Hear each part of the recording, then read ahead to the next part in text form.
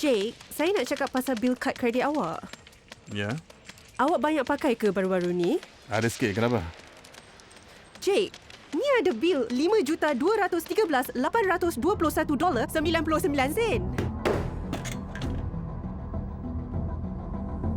Apa? Kenapa sampai belanja 5 juta untuk khidmat cloud komputer? Saya tak. Tapi ni kad kredit awak, kad kredit peribadi awak. Saya tak beli ni pun. Kalau awak tak beli, siapa?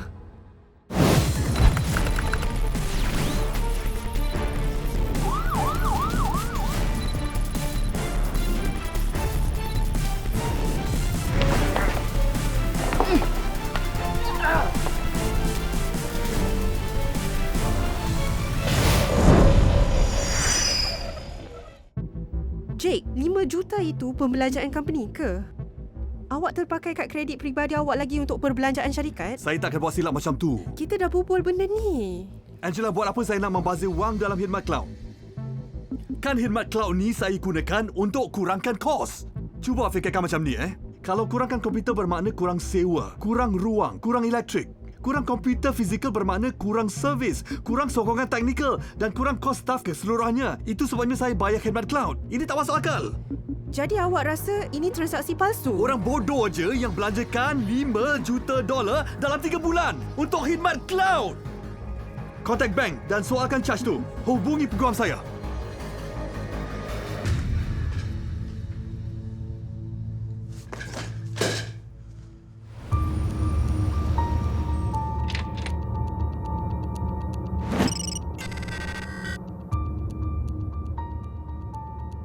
Pagi, Tuan. Pagi, ada apa hari ni? Kes yang ini rumit. Clouder?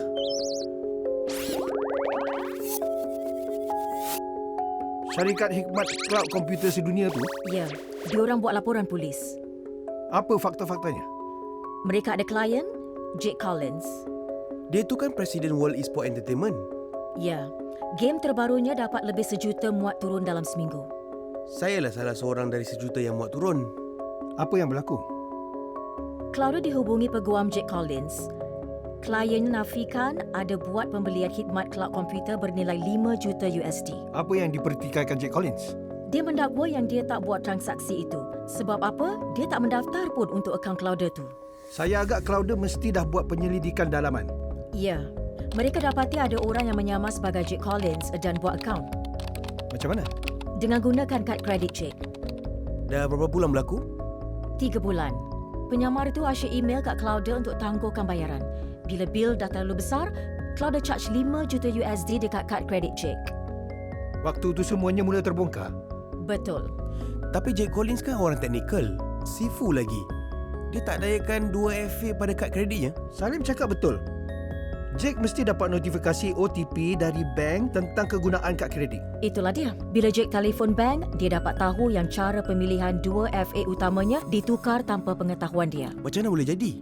Bank tak ada jawapan. Yang mereka tahu si penyamar dah tukar notifikasi OTP Jake dari telefon ke email. Jadi, selagi si penyamar tak ada akses email Jake, dia tak akan tahu OTP-nya. Dan tanpa OTP itu, transaksi itu mesti akan kena sekat. Melainkan si penyamar menggodam email Jake. Tak. Penyamar reka alamat email yang palsu dan dia tukar alamat email Jake yang tulen ke alamat email palsu itu. Hampir serupa kalau tak perhatikan betul-betul. Jadi OTP dihantar ke alamat email palsu si penyamar. Ya, alamat email palsu ini juga digunakan untuk mendaftar akaun Clouder di bawah nama Jake. Tapi persoalannya, kenapa bank tak beritahu Jake tentang permohonan untuk tukar alamat emailnya? Bank kata ada buat, tapi Jake tak perasan. Jake, kita kena kuatkan security siber kita. Ada beberapa percubaan menggodam baru-baru ni. Kita kena lindungi data pelanggan kita. Ini penting untuk kredibiliti syarikat. Setuju 100%. Awak dah tengok proposal? Taklah tu. Tengok, ada 5 vendor untuk kita pilih. Vendor A tu, Privacy Protector Plus. Dalam industri dah 10 tahun. Jadi pilihan yang boleh tahan tapi agak mahal sikit. Saya bernilai jutaan. Saya tak kisah pasal duit. Saya nak perlindungan. Vendor B, Kenapa perlu sampai 5 juta USD untuk khidmat cloud komputer? Untuk melambung mata wang kripto. Kedua-dua Clouder dan World Esport Entertainment bertempat di US. Kenapa Clouder buat laporan polis Singapura? Dalam siasatan dalaman diorang, Claudia dapati ada kaitan Singapura. Ini dia, Fauzi bin Hamzah, warga Singapura, 66 tahun, Solo. Fauzi daftarkan diri untuk khidmat cloud komputer Claudia. Bila dia disuruh hantarkan dokumen untuk pengesahan, dia hantar yang ini. Dia hantar kad kredit Jack dan bukan dia punya sendiri. Ya, Macam mana dia boleh ada surat kad kredit Jack? kan? Jadi Fauzi yang menyamar. Dia yang curi identiti Jack. Tak mungkin. Fauzi tak ada rekod. Saman trafik pun tak ada. Awak ada selidik latar belakangnya? Ada. Saya tak jumpa apa-apa kaitan antara keduanya.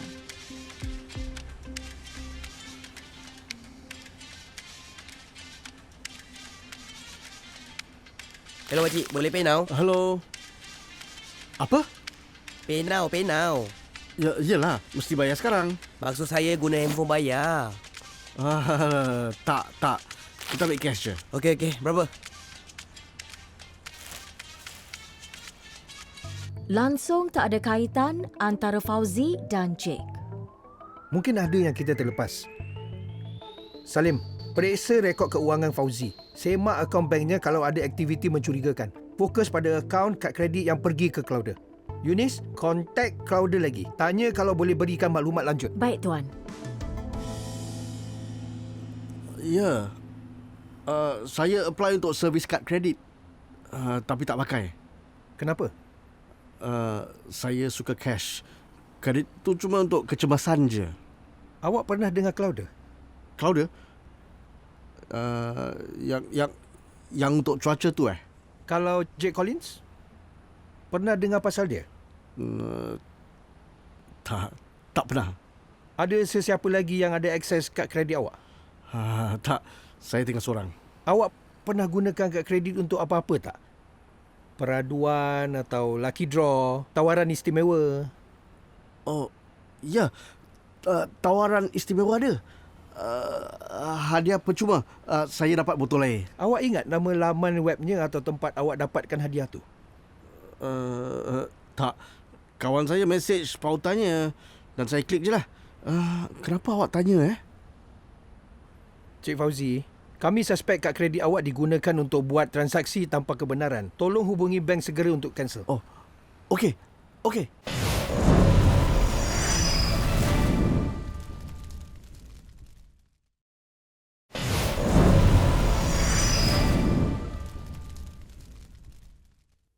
Saya dah cakap dengan Fauzi, dia tak tahu apa-apa pun tentang kes ni. Tak ada tanda kegiatan mencurigakan yang berkait dengan akaun bank atau kredit kad. Dia bersih, jadi kita butuh. Jadi dia pun bangsa pencurian identiti. Macam Jake Collins. Yunis, ada apa-apa? Ada apa-apa lagi yang boleh kami bantu? Ya. Boleh hantarkan kami rekod transaksi dan perhubungan awak dengan penyamar Jake Collins? Termasuk log access? Mungkin boleh bantu kami. Boleh, saya akan susun dan hantar pada awak. Terima kasih. Awak dapat lead yang baru? Sebenarnya ada. Pasukan kami baru aja rekodkan beberapa jam yang lalu. Salah satu kali bila penyamar tu log masuk ke akaun Claudia, alamat IP-nya berasal dari Singapura. Jadi si penyamar aktifkan khidmat Claudia dari Singapura? Menurut Claudia, cuma sekali saja. Tapi alamat IP Singapura aja tak semestinya bermaksud apa-apa. Ia tetap lead. Alamat IP itu ke arah mana? Ke pasangan pesara berusia 70-an. Encik Ho Hap Yuan dan isterinya Cik Ho Suhun. Dua-dua tak ada rekod. Salim, pergi selidik keuangan diorang. Semak semua pautan ke Jake Collins, Fauzi bin Hamzah dan Claudia. Baik, Tuan. Claudia juga hantar rekod transaksi dan komunikasi antara mereka dan penyamar Jake Collins. Saya akan semak dengan diorang kalau boleh dapatkan apa-apa. Okey.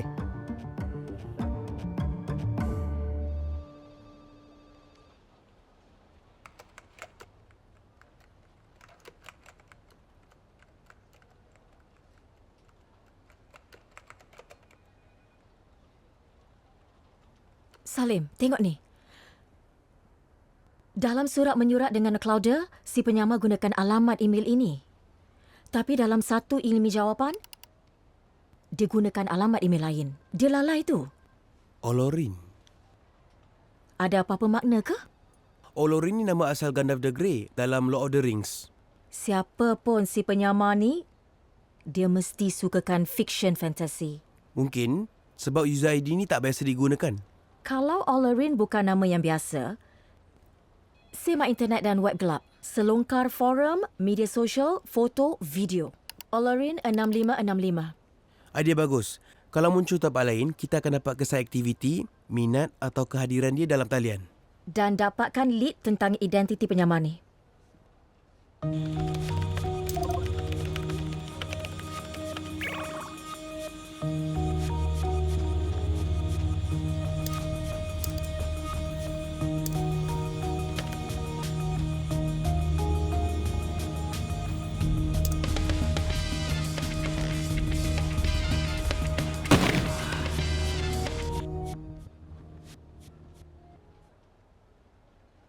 Ada berita? Kami jumpa user ID terkait dengan si penyamar. Olorin 6565. Kesannya di merata internet. Nampaknya penyamar minat sangat dengan fiction fantasy, teknologi dan mata wang kripto. Kami dah jajak akaun media sosial itu ke Ho Junjia. Penganggur, dia ada rekod kesalahan trafik dan dadah. Ho Junjia. Ada hubungan dengan Tuan dan Puan Ho yang kita tengok semalam? Dia anak mereka. Alamatnya pun sama. Diorang bersubahat? Mungkin. Awak dapat maklumat tentang keuangan keluarga tu? Encik dan Puan Ho bersih. Tak ada yang mencurigakan. Tapi akaun bank Junjia lain hal. Ada aliran masuk daripada pertukaran wang mata kripto dan banyak pembelian online. Sekarang dah jelas. Dia gunakan kuasa komputer clouder untuk melombong mata wang kripto. Jadi Junjia menyamar sebagai Jake Collins dan gunakan kad kreditnya untuk bayar khidmat cloud komputer. Kemudian Jake dapat bil, tapi mata wang kripto yang telah dilombong jadi milik Junjia. Dia macam dah tukar kredit Jake kepada cash untuk diri sendiri. Kita dapatkan dia.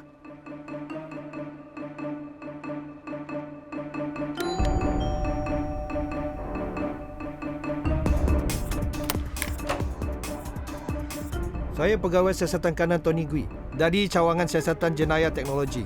Awak Ho Junjia? Ya, Sila keluar. Awak diberkas kerana kesalahan di bawah Akta Penyalahgunaan Komputer. Jadi dia.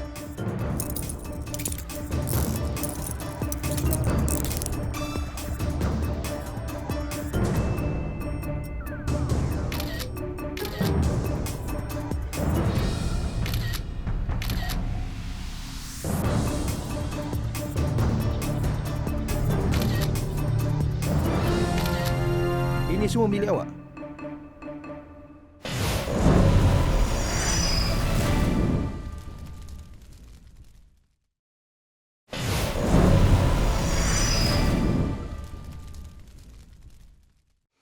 pada forum Web Club.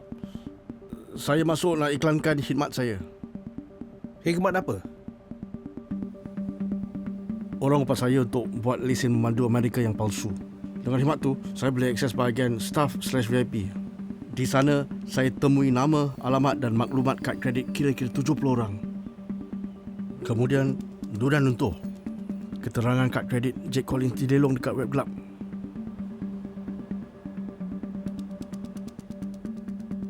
Selang 1-2 tahun, Jake Collins tiba-tiba berjaya dalam teknologi. Saya dapat butiran kad kredit Jake Collins, tetapi saya pasti dia akan mendayakan 2FA.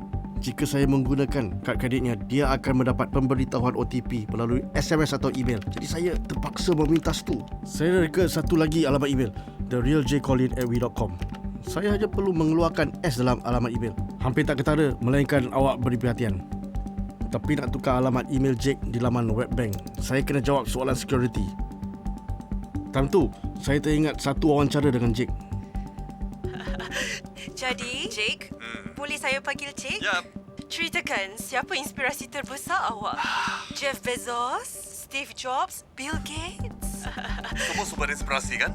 Mereka hebat. Tapi inspirasi saya ada di rumah. Ibu saya. Dialah wanita paling berani yang saya kenal.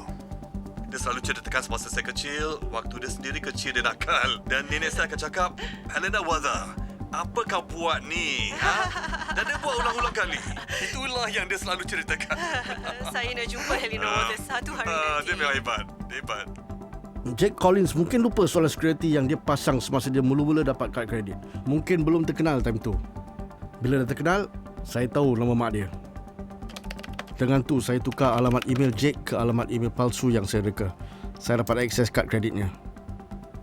Awak tahu had kredit untuk orang dengan pendapatan 500 juta USD setahun? Kalau saya bilang pun, awak tak akan percaya. Saya bukan cara untuk tukar kreditnya jadi cash untuk saya. Saya reka akaun Clouder dengan kad kreditnya dan alamat email palsu. Kemudian, saya beli khidmat cloud komputer dan gunakannya untuk melombong mata wang kripto.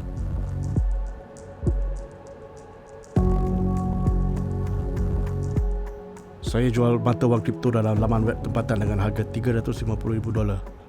Sebahagiannya, saya buat berjudi. Jake Collins ini satu-satunya orang yang awak menyamar. Tak, cuma yang terkenal je.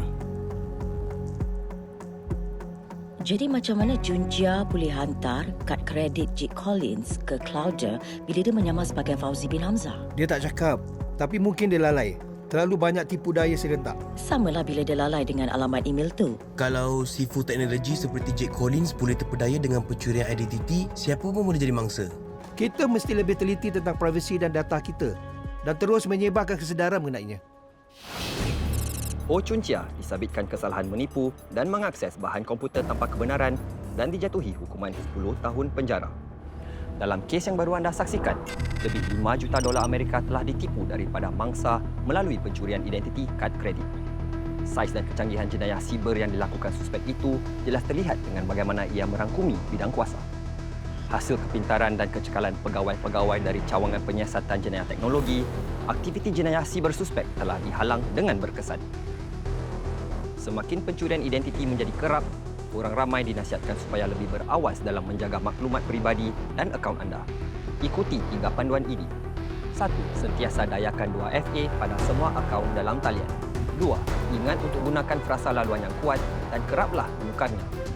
3. Jangan sekali-kali berkongsi butiran log masuk anda dengan orang lain. Jika telefon anda Android, anda berisiko menjadi mangsa scam perisian malware. Kes penipu yang memperdaya mangsa untuk muat turun malware pada telefon Android mereka kini meningkat. Dalam suku pertama 2023, dalam $445,000 hilang date scam sedemikian. Mulanya, si penipu meminta mangsa memuat turun aplikasi untuk buat tempahan pembersihan rumah, restoran atau khidmat dan produk lain. Aplikasi itu mengandungi malware yang akan akses maklumat dalam telefon mangsa. Sesudah dimuat turun, malware itu boleh mencuri butiran peribadi, kad kredit dan perbankan mangsa. Penipu kemudian akan gunakan maklumat tersebut untuk melakukan transaksi dan mencuri wang mangsa. Hari ini kita akan lihat kalau orang ramai tahu sama ada satu-satu aplikasi itu sahih atau tidak. Okey, tengok aplikasi ini. Superstongs, melaburlah dengan kami hari ini. Kalau klik dan buka, nampak bateri? Tiba-tiba turun 5%. Awak rasa sahih ke tak? Saya rasa tak. Saya rasa sahih sebab kadang-kadang telefon ni buat hal mungkin dah lama sangat gunakan. Tak. Saya rasa tak sahih. Kenapa? Formatnya nampak asas je dan juga batterinya cepat kering. Mungkin sedang melombong kat belakang tu dan buat beberapa proses lain. Kita tengok. Dan awak betul. Okey, yang ini. Aplikasi senaman, ada versi baru aplikasi ni. Kalau saya klik update sekarang, dia update. Mencurigakan. Saya rasa palsu juga. Kenapa? Selalunya update kena lalui Google Play Store kan atau macam itu kan? Saya rasa sahih. Ada aplikasi yang boleh kita update dan aplikasi tu tak perlu nak keluar atau tak perlu pergi App Store. Yang ini okey je. Baiklah, kita tengok yang ini. Aplikasi sama nak akses SMS awak, nak akses kamera awak, nak akses mikrofon awak. Nampaknya macam sahih. Tak, saya rasa tak sahih. Saya rasa sahih. Aplikasi tu perlu ke nak gunakan? Terpulang. Tapi aplikasi ni tak kata nak iklankan kamera pun. Biasanya saya kasih akses. Okey, untuk SMS, mungkin peringatan aja. Kalau aplikasi perlu hantar notifikasi, tak perlu akses ke dalam SMS awak. Ia masih boleh hantar SMS kepada awak, tapi awak dah berikan akses dua hala. Inilah yang awak perlu hati-hati sebab aplikasi ini tidak sahih. Okey, aplikasi yang sama minta awak daftar untuk akaun. Sahih atau tidak? Sahih. Banyak aplikasi minta yang sama. Saya rasa sahih sebab aplikasi perlukan awak untuk bina akaun, jadi diorang boleh simpan maklumat.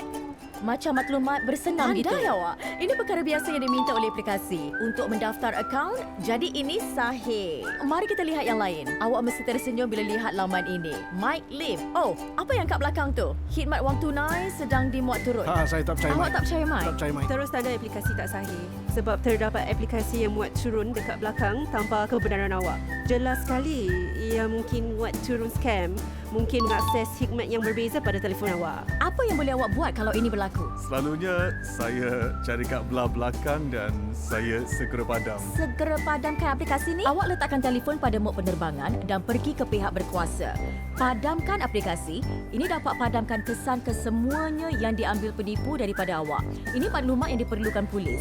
Jadi simpan aplikasinya, hidupkan mod penerbangan dan pergi ke pihak berkuasa. Baiklah, saya nak bantuan awak untuk imbas 2 kod QR sama ada aplikasi ini sahih atau tidak.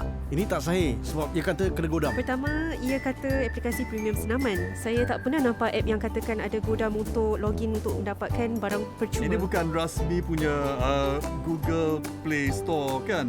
Jadi saya akan selalunya jauhkan diri saya lah. Awak betul, Francis. Aplikasi ini bukan sahih. Okey, seterusnya. Okey. Saya rasa agak sahih. Ada banyak review dan ada seperti sijil agensi teknologi pemerintah.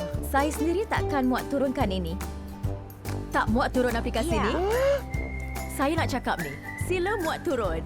Aplikasi Scam Shield membantu awak menyekat nombor atau SMS yang disenarai hitamkan yang berpotensi menipu. Pasukan pemerintah telah bekerja keras hasilkan aplikasi ini untuk pastikan orang ramai tidak ditipu. Jadi Scam Shield memang sahih. Jadi bagaimana untuk lindungi diri dan telefon bimbit kita daripada penipu yang cuba nak masuk? Anda boleh act menentang penipuan. Ingatlah, act, check dan tell. 3 langkah mudah tapi penting untuk lindungi anda daripada scam. 1. Tambahkan aplikasi Scam Shield. Scam Shield menjaga database nombor senarai hitam yang terkait dengan scam. Jika penipu hantar mesej kepada anda dan meminta anda membuat turun aplikasi yang mengandungi malware melalui telefon Android, Scam Shield akan kesan mesej ini dan maklumkan pengguna yang melindungi anda dan telefon anda daripada penipuan tersebut. 2. Periksa kesan penipuan dengan sumber rasmi. Adakah telefon anda menunjukkan tanda anda telah memuat turun aplikasi dengan perisian malware? Lawati web rasmi dan simak sama ada aplikasi itu sah. Selain itu, hanya muat turun aplikasi dari App Store rasmi seperti Google Play Store. Akhir sekali, beritahu keluarga dan rakan anda tentang scam malware Android. Jika anda syak anda telah menjadi mangsa scam, beritahu polis dengan segera. Hubungi bank anda dan hidupkan mod penerbangan pada telefon anda. Anda juga boleh hubungi talian hotline anti penipuan Majlis Pencegahan Jenayah Kebangsaan atau lawati laman webnya. Kita boleh act menentang scam, kenali tanda-tanda hentikan jenayahnya. Kita telah tiba ke penghujung episod Jejak Jenayah kali ini. Saya DSP Muhammad Omar Sharif. Sehingga di lain ketika, mainkanlah peranan anda dalam mencegah, mengekang dan mengesan jenayah.